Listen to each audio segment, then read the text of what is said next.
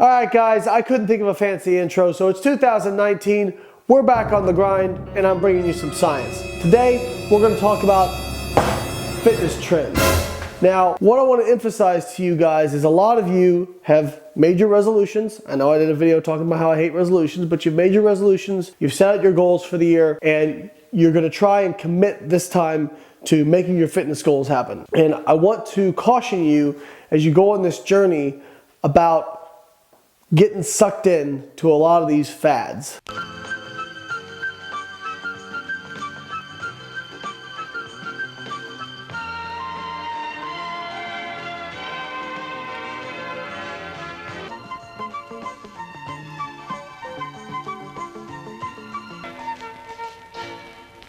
All right, now some of this shit you probably already know doesn't work, but we're gonna break some stuff down for you. First off, supplements.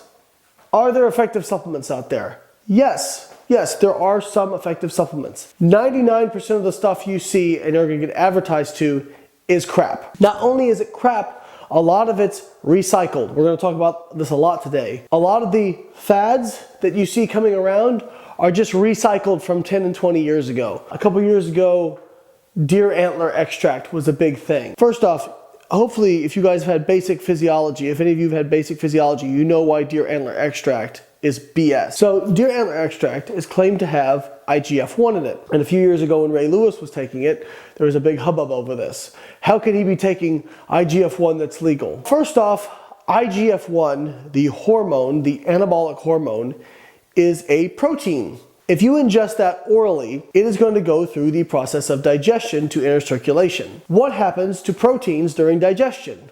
Well, first off, acid in the stomach and then pepsin and pepsinogen in the stomach are going to cause it to be denatured and cleaved at different bonds. Then when it hits the small intestine, trypsin, chymotrypsin, and other enzymes are going to chew it up into 1, 2, and 3 amino acid sequences. So that intact protein you take in at the beginning is not going to be what gets into circulation. So you can take as much oral IGF-1 as you want. It's not going to enter circulation, which is why stuff like that is horseshit. And any supplement that has claims of increasing anabolism or fat loss through growth hormone, also bullshit. Skinny teas. I hope you guys don't actually believe this shit if you're watching my channel. Because if you do, you need to go back and watch the other 500 videos because this stuff is crap. Weight loss wraps. Actually, a friend of mine did a study on weight loss wraps, a pilot study. They took people, they had them use the wraps as specified in the instructions. This person was a professor. I'm not going to put him on blast because the company that makes the wraps actually threatened him. And they looked at, did people lose body fat from these wraps? Big surprise, they did not. Now, when he posted the results, the weight loss wrap company contacted him and said, well, they're not for weight loss, they're for losing body water and this and that. And they tried to write it off as kind of like a cosmetic thing.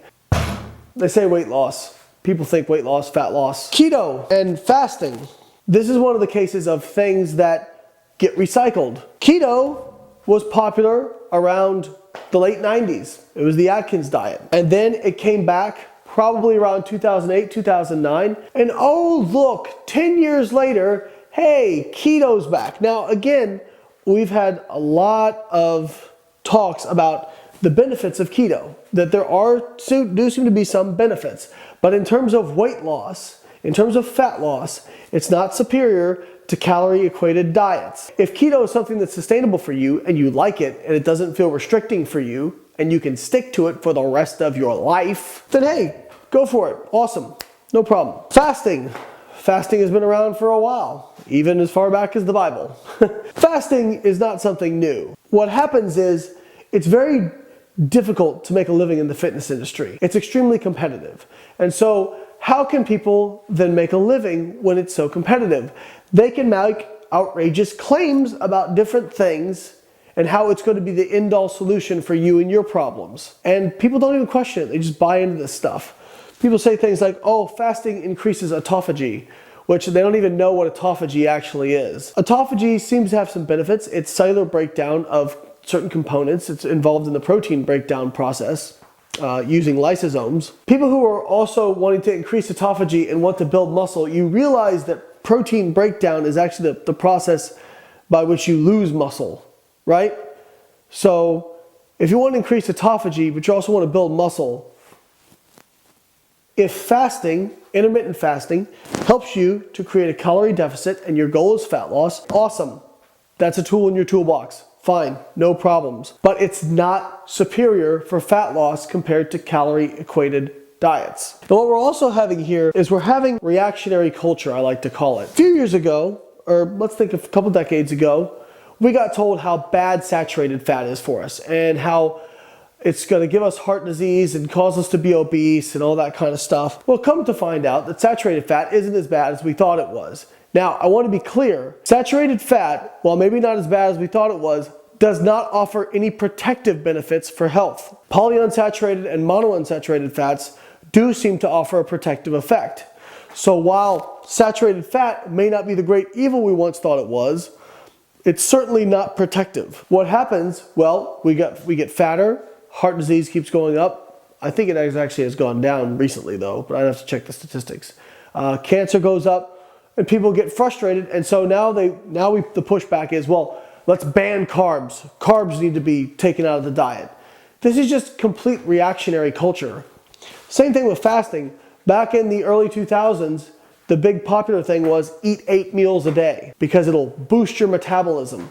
Well, now we know that that's bullshit. So what's the reaction to that? The reaction is, well, don't eat for 48 hours and then gorge yourself. Apparently that's better. Some of the reasons that people tend to get so overzealous about these diet programs that have worked for them is because you'll talk to somebody who's done keto and lost a lot of weight and they'll say, yeah, I just wasn't hungry. It felt easy. Or somebody who fasts and they say, you know, I can fast for 20 hours if I get 4 hours where I can eat whatever I want. So for them, this kind of was like a hack and felt easy to them, but it's not going to feel easy to everyone. I hate fasting. I've tried it before, do not like it. Did not like the way it felt. Tried keto, it was okay. I prefer eating carbs, especially for performance. And for building muscle, there's actually a decent amount of literature that suggests it may be harder to build muscle on a ketogenic diet compared to a non-ketogenic diet that's calorie equated. And now I want to take this time to spend a few minutes on Fitspos. And I'm going to pick on the girls just a little bit. What we tend to do is we tend to pick somebody who we really like. We like their personality, we like their body, whatever it is. And then because of that, we give them a whole shitload of leeway on everything else. Just because somebody has a nice body or because they're a nice person does not mean they know what the fuck they're talking about. In fact, most of them have no idea what they're talking about. In fact, some of them, I wonder if they've gotten their brain confused with their ass because they post so many ass selfies, but then it appears by the statements they make that their head must be up their ass. So I think they've posted so many ass selfies that they're confused about which part of their body does the thinking. It's okay if you want to look at their bodies and admire them, or, you know, if you follow somebody for lifestyle stuff and you like that, but if they don't have credentials, if they don't have a background to actually speak on what they're talking about, just let it go in one ear and out the other. It's okay. They can be wrong. Like, I would hope, and people do, that when I say some dumb shit, you guys call me on it. Because it's happened before. Hopefully not as much as most people, but it's happened before, and people have called me on it, and that's great. I love being checked. So to wrap it up, as we've harped on all of 2018, and in my new book, Fat Loss Forever, sustainability and adherence is the #1 predictor of long-term success with diets. Not only is it the #1 predictor of long-term success for diets, but it's probably the #1 predictor of long-term success for anything. Those of you who have had success out there in some other arena other than diet and nutrition, my guess is the things that look sexy about whatever it is you do in your job are not the things you focused on to get there. You focused on a lot of monotonous tasks every day to get to where you wanted to go for whatever it is you do. For example, I actually got the chance to speak with Trevor Bauer on a podcast the other day. He's a pitcher for the Cleveland Indians, one of the best pitchers in baseball right now. His job looks sexy. He's a professional athlete. He throws, over 90 miles an hour, strikes out batters. He's on TV. 99% of what he does is extremely unsexy. It's repetition, repetition, repetition, repetition, practice, practice, practice, practice, and a lot of film study, a lot of memorization, trying to learn Hitter's tendencies. That stuff is all very boring, but it's what creates that ability for him to be one of the best. If you want to get to your goals with nutrition, the keys are going to be monotonous things of just the daily grind, making sure you're not snacking, tracking your macros, cooking most of your meals at home. Just focusing on those sustainability factors is going to be the biggest determinant of your success. Remember, success is 99% monotony and boring and 1% amazing. It's just that the 1% is what we show everybody else on Instagram. All right, guys, hope this video has been helpful for you. Let's smash 2019 goals and don't get sidetracked with fitness trends. I just karate chopped that. I hope you were impressed. Catch you next time.